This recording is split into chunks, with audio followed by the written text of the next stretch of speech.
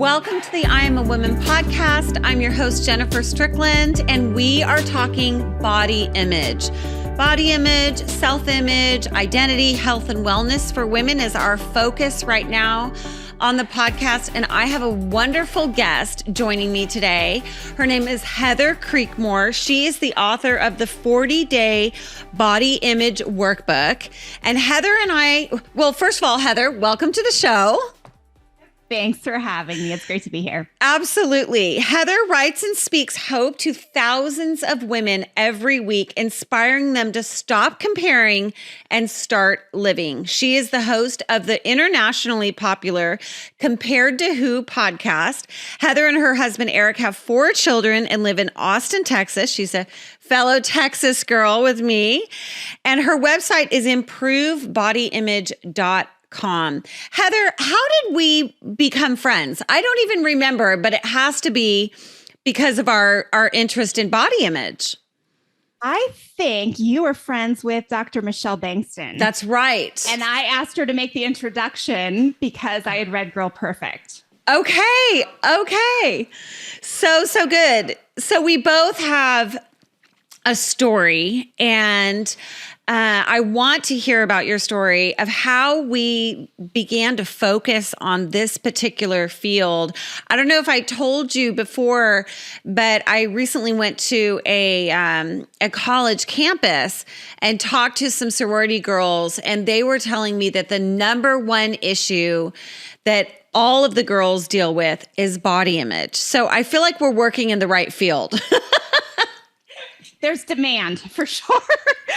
Yeah, because it's not just college girls or high school girls or junior high, it's women as well. And so tell me your story. How did you start coaching women on their diet, their body image, and their self-image? How did that come about?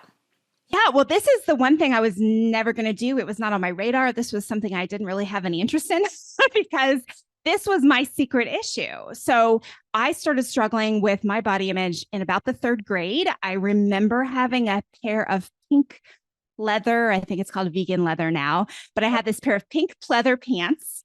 And I remember looking at myself in the full-length mirror and thinking, those pants kind of make my legs look big. And so I went to school and I compared the size of my legs to the size of the legs of the other little girls. And I decided that I certainly had a problem. And because my mom was an excellent dieter, I was able to jump right into dieting with her by the time I was in middle school. And by the time I got to high school, I was better than dieting, shall we say. And I use that loosely tongue in cheek with quotation marks around it, because I decided I could just see how long I could go without eating. Because if eating a little bit was good, then eating nothing was certainly better for achieving what I wanted to achieve, which was a thinner, better body. And so by the time I got to college, I was kind of in this pattern already of just see how long I could go without eating. And then, of course, I'd be hungry because God did make our bodies to run on food. And then, I would overdo it, right? Because I was compensating for a long period of not eating. And by the time I got to my sophomore year of college, I lost my period for 9 months. And so now, with all the information we have around eating disorders and how nuanced they are, now someone would have said, oh, you have an eating disorder, you have hypothalamic amenorrhea, that's why you've lost your period, you're not getting enough nutrition, you're not getting enough calories, this all makes sense. But back then, we only had 2 categories for eating disorders. You were either anorexic or you're bulimic. And to be anorexic, you had to match a certain weight standard. And I was a normal weight girl. I wasn't underweight. So, and then I wasn't bulimic because I couldn't make myself purge. Even though I tried, I couldn't do it. So that was kind of my story through my 20s. I discovered exercise. I decided that there was one group of women who certainly didn't struggle with their body image, and that was women who were in the fitness industry. So I became a group fitness instructor, started teaching kickboxing and spin classes, and Jen still felt like this acute awareness that my body still wasn't good enough. Even though they, let me wear the little label that said fitness instructor, and I had the cute little headset mic, it still wasn't enough. But I was single through this time. And so I really believed that part of the reason I struggled with my body image was because I was single. I wasn't married. I hadn't had a man to tell me I was good enough to marry. And then, somehow that was going to magically fix my body image issues if I just had this man affirm me. And so I found that man at age 30, and we got married at 31, and he had no power to fix my body image issues. And I am so grateful for him and the work God has done in his life, because I was a really difficult woman to be married to, because, he would compliment me and I would be like, I look good. No. You have to say I look the best. Like, I am the most beautiful. Like, I was that kind of insecure wife. And really, marriage only complicated my body image issues further, because I felt like I was in this competition with every other woman he would see. And it made things a little difficult for us. But I went on, we had 4 babies in just over 4 years. And so pregnancy had an interesting impact on my body image as well. But it was kind of after my 4th baby was born. My husband was a Marine fighter pilot, but he was preparing to leave the Marine Corps and go into ministry full time. And that was when God really spoke to me and kind of interrupted business as usual for me and showed me a way out that I had never heard before. Wow, that's incredible. And I feel like your story is so many women's story. I think it's interesting that you call it like it was my secret problem. And it's really true that unless we really get women and girls to start talking about it, it's not generally something that we voluntarily bring up. So it was your secret problem. Of course, marriage exacerbates it, because then you're really aware of all your flaws, and you can't just look your best for a date anymore. He's going to see all the dimples, all the things, right? All the wrinkles, all the no makeup, right? All of that. And then, of course, in the sexual relationship, it's going to become exacerbated as well, which is, again, something that women struggle to talk about. So when God showed you something about your body image, how did that come about? And what did he show you? Yeah. So my husband was listening to, I would say a podcast, but I don't think it existed then, to a sermon. And we didn't have AirPods, so he was kind of blaring it through the house. And the preacher was talking about modern day idolatry. And honestly, Jen, I'm like, I don't have an idol problem. We don't have any statues, like not tempted to bow down to Buddha. Like, this is not something that applies to me. But then this preacher went on to talk about how a modern day idol is anything we believe will save us that's other than Jesus. And he clarified even further by talking about it's anything we feel like we can't live without. It's anything we feel like, if I get this thing, I will have joy, I will have peace, I will have rest, I will have contentment. And as he was talking about this, I think I was cleaning our kitchen at the time, I felt the Holy Spirit whisper, Heather, this is your problem with your body. And let me back up just a second. So, Jen, I was raised in a Christian home. Like, I was in church on Sunday mornings, Sunday nights, and Wednesday nights, like until age 17 when I went to college. Wow. Like polar opposite of me. I went to a Christian college. I went to Christian graduate school. I mean, I knew I was fearfully and wonderfully made. Like, not confused about that. I knew 1 Samuel, that God looked in my heart. I knew all the scriptures. Okay. And nothing could get through. I'd go to the rallies and I'd hear, you're God's princess. God made you beautiful. And I would be like energized for, I don't know, an hour until like the session broke for lunch. And then I'd be looking around like, well, if God made me beautiful, like I wish he had made me more beautiful, like her or her or her. I mean, yeah. it just couldn't get through to my heart. Mm-hmm. But the message that day that I had made my body image my idol, that I had somehow believed that getting a certain size, which was all a joke anyway, and I can explain that later, but getting a certain size, getting my hair to be a certain way, getting a certain amount of tone, like getting my skin clear, if I could just do all those things, then life would somehow be just this more magical experience. I was going to feel loved like I never had before. And I was going to just be able to rest in my relationship with food because everything would just be easy. And I would just feel joyful all the time. I was not going to have any problems. And, when I say it like that, of course, it sounds ridiculous, right? Like, of course, no one really believes that.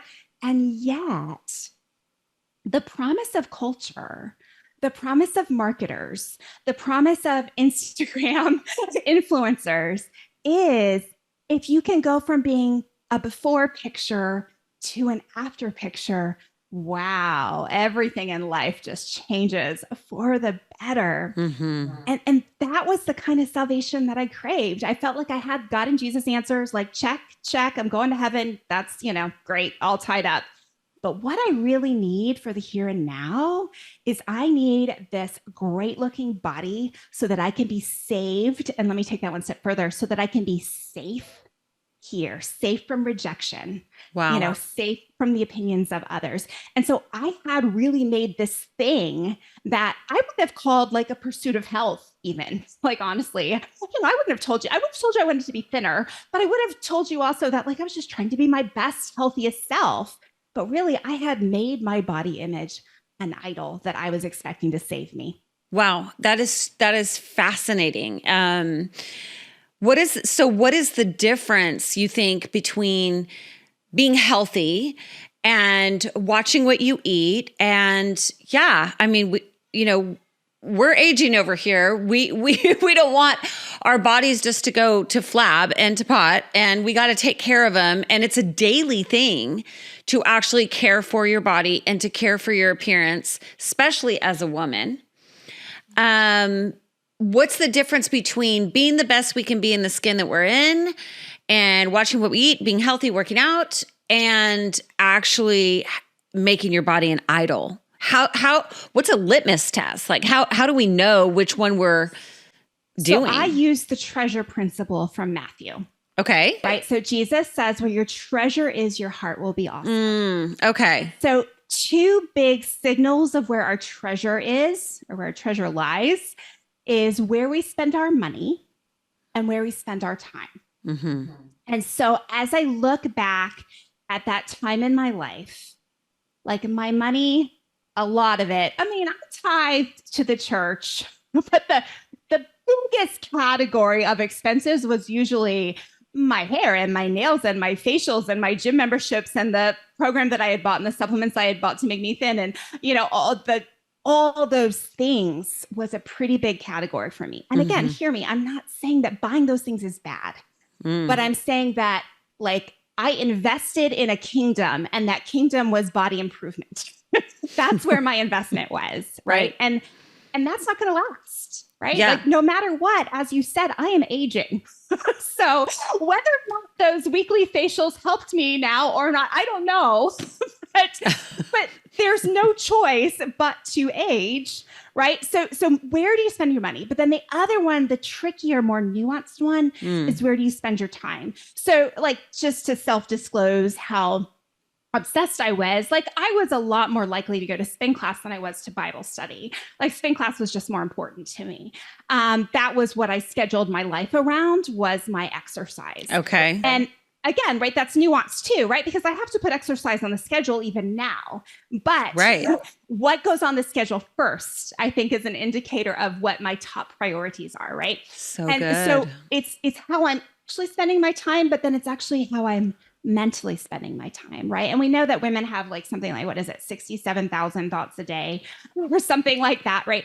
And a lot of them are negative, like daily, hourly, maybe some hours, like by the minute. I was constantly thinking about body and food, always. Like, just always. And again, like you said earlier, it's a secret thing. Like, my college roommates read my first book and they were like, we had no idea. Right. Well, people said the same thing about my first book. They were like, what? You're like, yeah, it's true. Until you take off the mask and you get honest, and you have to be willing to really be brutally honest about the fact that you're getting your security from your appearance. And you don't really want to tell people that because it's kind of embarrassing because it sounds like you're prideful. But the truth is, you're right. I definitely made my body an idol for sure. When I was struggling with anorexia, but even just your appearance overall, it's very easy even now to make your appearance an idol, and to invest. So interesting what you said about where you spend your money. And I was going to add, and you said it, your thoughts. What are your time, your money, and your thoughts, and what kind of thoughts were you having about your body and about your food? So if someone's listening today, you know, what kind of thought patterns are going to indicate that you're making your body, like you're obsessing over your body and your food in a negative way? Yeah. Well, I mean, I was counting everything, right? Yeah. And I was always looking for the next thing. Right. And so what I've noticed now, like understanding that I had an eating disorder during that time, even though it didn't fall in any of those two categories, it was either eating disorder not otherwise specified or was atypical anorexia. So I know for sure that I had an eating disorder, but as part of that eating disorder, I would accumulate food rules. So if one year I heard that you don't need anything white, and the next year I heard you don't need anything after 7, and the next year I heard, that you don't eat anything with more than 20 carbohydrates in it, like I just kept keeping all the rules. So it's not like I adjusted to like, oh, now I'm going to do this new thing. No, I just kept keeping it all until eventually I was down to like, I could have a couple spoonfuls of applesauce and, like there was just not a lot of food left that was legal, quote unquote, for me to eat. And so my thoughts would be like, did I eat that bad thing? What should I eat? How should I eat? Did I exercise enough? Should I have exercised, more? Oh, I can't believe I missed that workout. Oh, I can't believe I have to wear this size. Oh, am I, and Jen, like, honestly, if you saw pictures of me, like I had a small body, like I'm really, and, I think this message applies to women who have all different sizes of bodies. Sure. Right. Because I think women of all different sizes struggle with body image. And I sometimes feel bad because I think that some women think that different women struggle more than they do, but I think we're all struggling the same way, right? This is a spiritual issue, and it's just as serious to me as it is to anyone else. But I look back at the woman in those pictures, like my wedding pictures and my honeymoon, when I was like, telling my husband, I think you think I'm too fat. And I look at those pictures and I'm like, oh my word, that woman didn't have a pound to lose. And yet mentally I was consumed. He thinks I'm too fat. He thinks I'm not good enough. He doesn't like my legs. He doesn't so all the thoughts, all you go wherever you want to, sure, but they were all there all the time.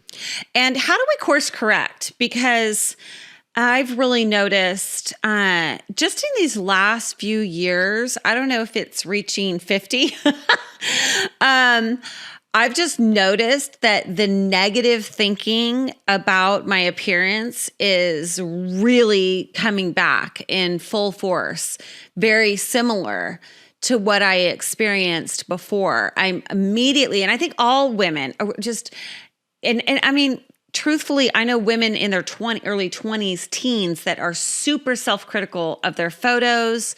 Every time they see them, no, I don't like that. I don't like the way I look there, all of that. How do we course correct those thoughts? Because if they're going to go on from junior high to here we are in our 50s and we're still battling. And what my guess is that when we're 80, we're going to look back on our 50-year-old self and say, dang, I looked pretty good, but right. But at this, at this time, I don't think that. And I think, and my daughter doesn't think that. And so how do we course correct? And you are right in saying it is not just some women who struggle with this. I think sometimes even women who are maybe even attractive as the world standards go seem to struggle with it even more because they get praise regarding their appearance. And then when they don't look perfect, they're very critical. How do we course correct our thoughts? Yeah. I wish I could say, well, you just do this. And then. Right. I'm like, tell me, remind me again, because I wrote Bible studies about this. Yeah. Right. I mean, it's a process, right? But let me phrase this process in a way that maybe you haven't heard before, or your listeners haven't heard before. So culturally right now, and this is, I know what you talk about, what you love to talk about, culturally right now, we're facing this crisis of my truth, right? We've got people in culture that are living by their truth and they're asserting, this is my truth. So this is how I'm going to live because it's my truth. And we look at them, Jen, and we're like, no, God's truth. God's truth is the capital T truth. Your truth isn't true. Like God's truth is true. Right. And so what I've started teaching women, and again, it's so much more nuanced than this, right? Like we dig into the history, we dig into when things like started for them, body image problem wise. Like we go deep, but just at a surface level to give you kind of an answer that fits in this episode.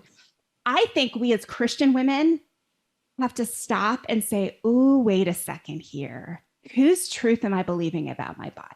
Mm-hmm. Am I believing my truth that I'm not good enough, that life would be better if I was thinner, that, you know, if aging is making me look really bad and people are thinking bad things about me, you know, like, am I believing my truth about my body and my worth and my value? Because that's really what it is, right? We're not really so worried about our bodies. We're worried about being valuable. We're worried about being seen, accepted, loved, you know, all those things, right? So am I believing my truth? Or can I say, you know what? My feelings aren't always honest. Like they're my feelings, right? But that doesn't mean they're true, right? I've got to suffocate my truth and believe God's truth. Mm-hmm. Like, and it's so funny, Jen, because I work with women, and I'm like, well, you know, is your husband mad about the way you look? No. He's always loved me. Your kids, they're like, boy, I would love mom more if she weighed 20 pounds less. No, my kids don't seem to. Okay, so whose opinion is really the problem here? Well, it's mine. So good. That's it.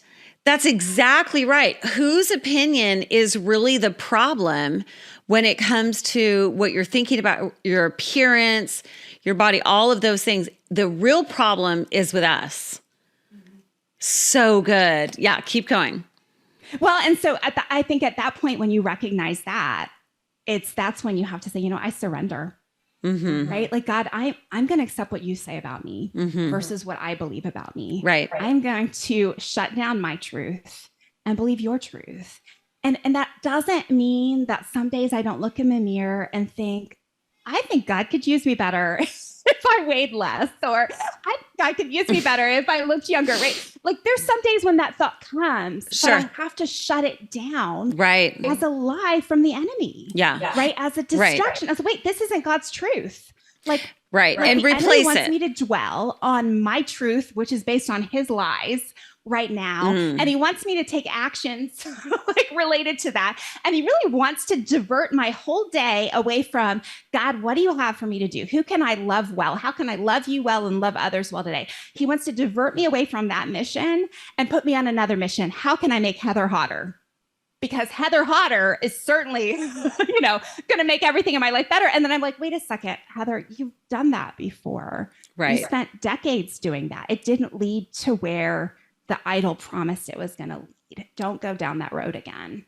Say, no, seriously, God, I'm going to lay it down. What do you have for me to do? And that is the way to real joy, real fulfillment. It's really a path of self-forgetfulness is what Tim Keller called it, where it's not self-neglect. That's something different, but it's that my body was made on purpose for his purpose. And my body was made to be used for that, right? So how, God, can I use my body to serve you today? And then that's actually what makes me feel alive, and what makes me feel his love, and what makes me feel accepted and known in him is when I am serving him, when I'm using the gifts he gave me for his good and his glory, not trying to look better for, yikes, I'm going to say it, for my good and my glory. Right. Right.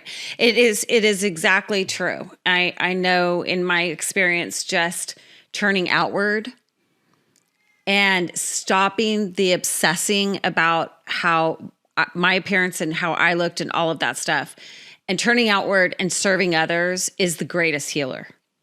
It's the greatest healer, because you discover real joy. You discover lasting fulfillment, right? And you discover that in this body. These bodies are going to waste away. But his strength inside of us gets stronger and more powerful as we pour into other people. So Heather, I know you do that. You have a coaching program. Tell us about your coaching program. And I want everybody listening to this too, who is struggling with body image. This is such a simple workbook that you did. I love it. I love it. She's got so many good tips in here. The 40-day body image workbook. Hope for Christian women who've tried everything. So good. So tell my listeners how to connect with you.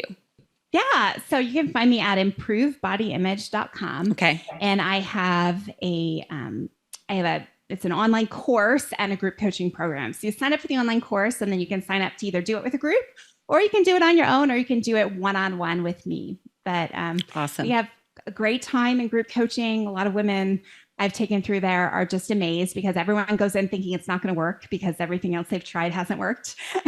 So that's kind of our common experience, right? Trying to get free from body image and not finding the solution. But we have a great time and really, I've got a lot of success stories. So it's fun to watch women be free. That is so awesome. So make sure to check the link in my bio and go to improvedbodyimage.com and click on the link also to get the 40-day body image workbook. I really encourage you guys connecting with Heather and her ministry. She is doing good, one heart, one soul, one woman at a time. And that's all we can do. And it begins with you. So thank you so much for being on the show. Heather is going to come back next week. And we are actually going to talk about the body posy movement, the pros and cons to that, the body neutrality movement, and the trans movement, and how that has impacted our view of our bodies and the girls' views as well in our culture. So thanks so much for being on the show, Heather. Oh, thanks for having me. Okay, everybody. Bye-bye. Remember, I am a woman and my name